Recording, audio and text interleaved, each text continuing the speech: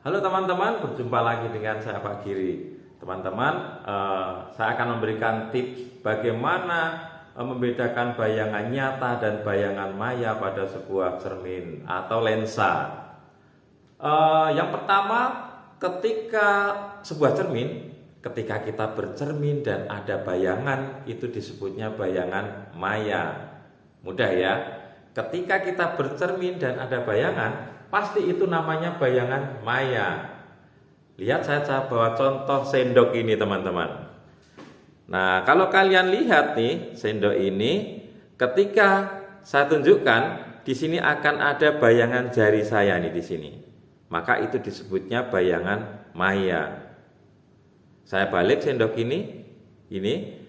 Nah, jari saya kelihatan besar banget nih di sini. Itu juga disebut bayangan maya. Ketika saya bercermin di sebuah cermin datar, saya bersisiran misalnya, atau berdandan, bersolek misalnya, saya kelihatan di cermin itu, berarti itu sifatnya bayangan maya. Mudah ya teman-teman. Nah, lalu akan ada istilah bayangan itu kalau kita belajar cermin, ada bayangan maya atau nyata, terbalik atau tegak, terus diperbesar atau diperkecil. Itu tergantung dari apa yang kita lihat. Misalnya saya bercermin di cermin datar, berarti sifat bayangannya adalah maya. Saya berdiri tegak, ya dia bayangannya ya tegak, berarti tegak. Lalu ukurannya, saya tingginya segini, bayangannya tingginya segitu, berarti sama, maka disebutnya sama besar. Mudah ya. Oke. Nah, saya gambarkan di sini untuk lebih mudahnya. Nah, ini cermin datar. Cermin datar itu ada arsirannya di belakang. Yang diarsir itu artinya dia di belakang cermin.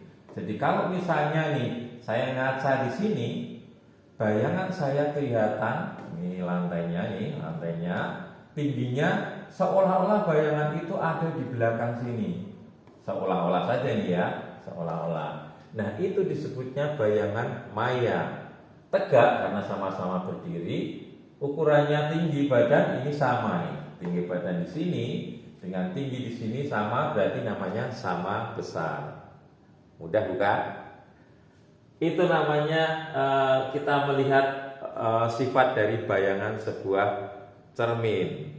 Nah, itu untuk yang cermin datar. Bagaimana dengan cermin cembung? Saya ambil yang cermin cembung saja. Cermin cembung itu yang spion, karena untuk cermin cekung itu ada banyak bayangan. Cermin cembung itu di belakangnya si sendok ini hampir sama ya. Cermin cembung sifat bayangannya adalah maya. Ingat spion teman-teman? Ini untuk cermin cembung kayak gini. Ingat spion. Nah, spion ini contoh untuk cermin cembung. Spion itu bayangannya pasti diperkecil. Lihat telunjuk saya. Bayangan di sendok lebih kecil dibandingkan telunjuk saya. Nah, itu artinya bayangannya maya diperkecil.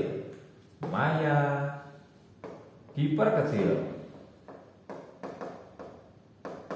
Nah, gini. Lalu tegak apa terbalik?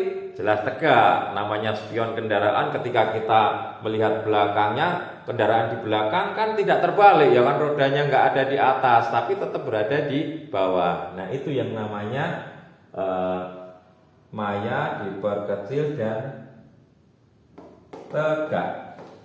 Nah, jadi kalau ini pasangan nih teman-teman, kalau maya pasti tegak, tapi kalau nyata pasti terbalik. Untuk yang cermin cekung nanti ya sama dengan ini. Untuk yang cermin cembung sama cermin datar itu sifatnya pasti maya tegak. Cermin cembung ada istilah diperkecil karena bayangannya kecil. Kalau cermin datar sama besar karena sama ukurannya. Begitu teman-teman.